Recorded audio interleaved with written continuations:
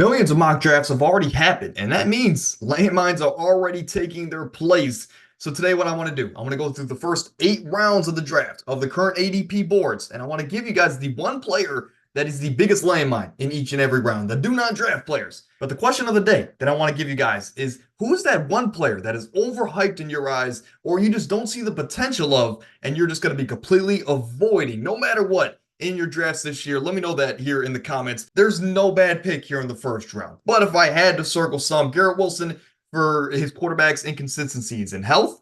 And of course, we haven't really seen a full sample size of Aaron Rodgers and Garrett Wilson together. So for those two different reasons, Garrett Wilson is the guy I'm going to circle here in round number one. And round number two, Marvin Harrison, he's cut off here behind me, but still, Marvin Harrison was the first receiver off the board. He's looked at to be one of the greatest prospects at the position we've ever seen.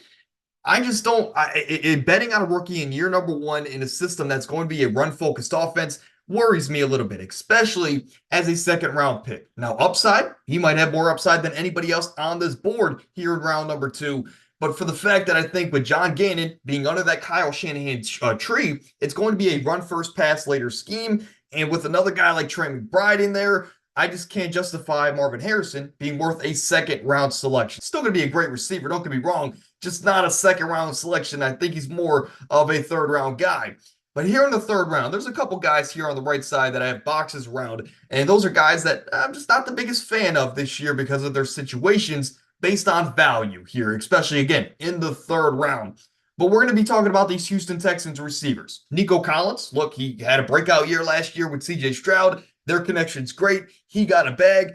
I have no worries about Nico Collins going into this year, but the guys I do worry about is Stephon Diggs got traded to Houston this offseason. And again, he's going to be competing with Tank Dell in my eyes for the second most targets and receptions in this offense. And Tank Dell's coming off of an injury. Of course, he's healthy. He's ready to go, but he's coming off an injury. Stephon Diggs, you know how much he wants the ball. He's been leading the NFL in targets the last couple of years. How are these guys going to, how much are these guys going to take away from each other is what I'm getting at here. And I just think in the third round, when you have other receivers, guys like Michael Pittman or DJ Moore, guys like that you can make an argument for, or now even Malik Neighbors, now that Darren Waller's retired. Those are guys that are just guaranteed more targets and more targets and receptions. And of course, from a team perspective, they might not be on better teams. Texans are Super Bowl contenders this year, but I just think that Diggs and Dell, they might just take too much away from each other for both of them to be worth a third round selection. I do want to say this because you see 4 receivers on the board.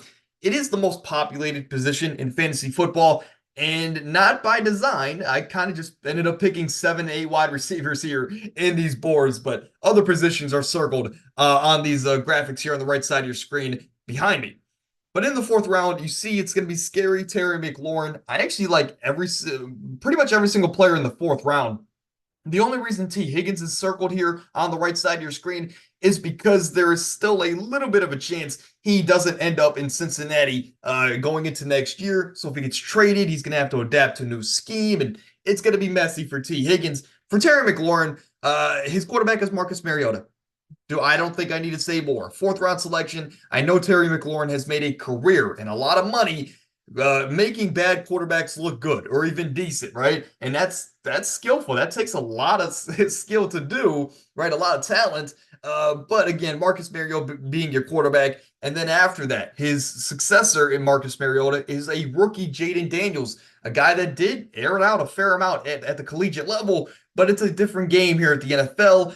I just worry about the consistency of a guy like Terry McLaurin, and I think he's going to be more so of a headache for us than the opposite here in 2024, because whether if it's Mariota or Jaden Daniels, is he going to get consistent production from that quarterback position? That's my biggest worry in the fourth round. When you have other guys like Amari Cooper, Trey McBride, Christian Kirk even, right? There's a lot of other receivers and just receiving options here that I would prefer in the fourth round. In the fifth round, it is Calvin Ridley. Look, he's going to be, right now, they're saying he's going to be the number 1 wide receiver in this Tennessee offense. So I guess it's going to be a 1A, 1B situation with him and DeAndre Hopkins. We know Will Levis. He's in the news for the wrong reasons, but Will Levis is coming into this year, and he's looking for that second-year breakout to cement himself as the franchise guy for Tennessee moving forward. So if that's going to happen, he's going to have a big year. Problem is, They don't have a favorable schedule for the wide receiver position. And on top of that, I'm just not the biggest believer that Will Levis can be a franchise guy. And part of this might also be for the fact that I was so high on Calvin Ridley last year and he burned me that it might just be carrying over into this year. But Calvin Ridley, to me, sure, is he going to be a decent wide receiver, top 25, top 30 receiver? Sure, but I think there's other receivers in this mix that are going to be better than him. When you talk about Hollywood Brown, he has the potential, not saying he's going to be better than Calvin Ridley. Jaden Reed, I think, will end up the season being a better receiver than Calvin Ridley as far as fantasy football. So there's a couple different options here. Again, a lot of quarterbacks in this realm. Keenan Allen, I didn't even mention. He's going to be better than Calvin Ridley. A lot of different options here. It all just depends on your belief of Will Levis. I'm not sold yet.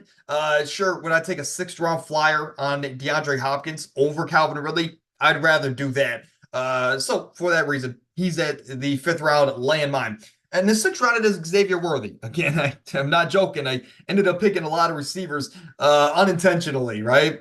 But Xavier Worthy, he's a rookie going into an offense with an unguaranteed role. He's going to be sometimes the second wide receiver, but I could see this guy really being an elite field stretcher. This is a guy that's going to be like Rashid Shaheed, right? So keep in mind last year what Shaheed did, where he was getting 3 to 4 receptions a game, but he had that one big play where he had, a 70-yard fly ball down the sidelines or a post route down the middle. That's going to be Xavier Worthy's role in my eyes. He's going to be the big play guy in this offense. He's just going to be very inconsistent on a week-to-week basis in this Kansas City offense.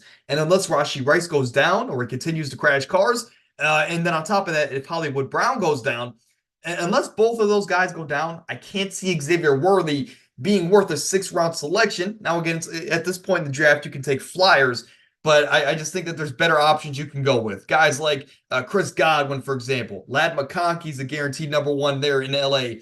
DeAndre Hopkins there at the bottom of the sixth round.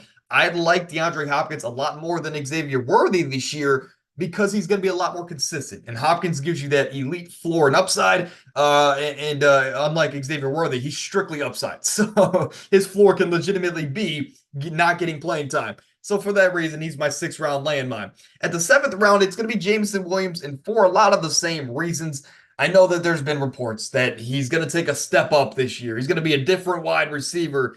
But Amon-Ra just got paid. Sam Laporte is on pace to be the number one tight end in fantasy this year. Jahmyr Gibbs is going to get even more receiving upside this year. Amon-Ra, of course, is going to get his 100 targets and of course, receptions as well. Jameson Williams, to me, just as a big play guy, I just can't see him he's in the same boat as a guy like Xavier Worthy. He's going to get a couple splash plays every couple weeks. He's going to have those games where he has 4 to 5 receptions and 40 yards.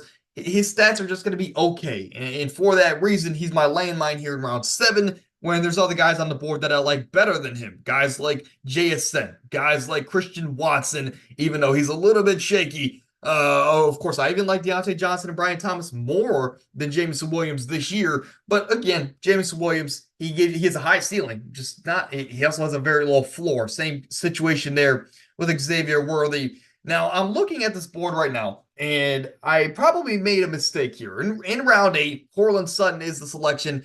I love Courtland Sutton, of course, out of SMU. I wanted the Browns to draft him all the way back. Seems like 10 years ago at this point, but I wanted the Browns to get Courtland Sutton. That didn't happen, of course, but I've always loved the player in the Courtland Sutton, right?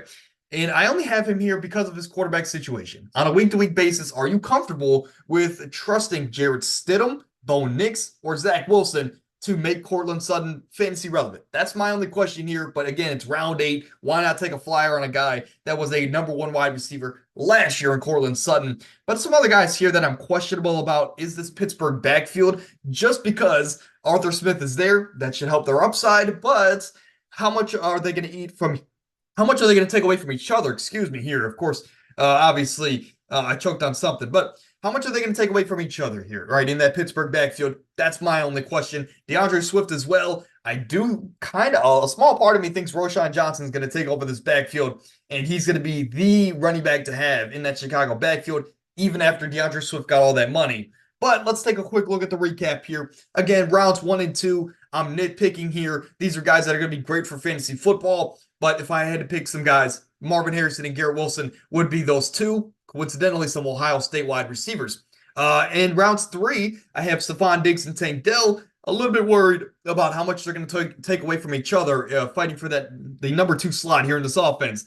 Another Ohio State wide receiver, Terry McLaurin. I'm not an Ohio State hater, I promise, right? But round 4, he's there as well. Calvin Ridley, Xavier Worthy, J-Mo, and Cortland Sutton. So unintentionally, I ended up mentioning all wide receivers as my landmine for each round. But again, some other players were circled on the other side. Some quarterbacks can be thrown in there as well. Running backs, tight ends. You guys get the picture. But let me know in the comments. Let me know in the comments what you think of the list, of course. And also, who's that one landmine or that do not draft player in your mind going into this year? Is it Stephon Diggs? Is it another big name where you're like, some other people want to draft him, they're going to chase him, but you just don't see the hype? Let me know in the comments.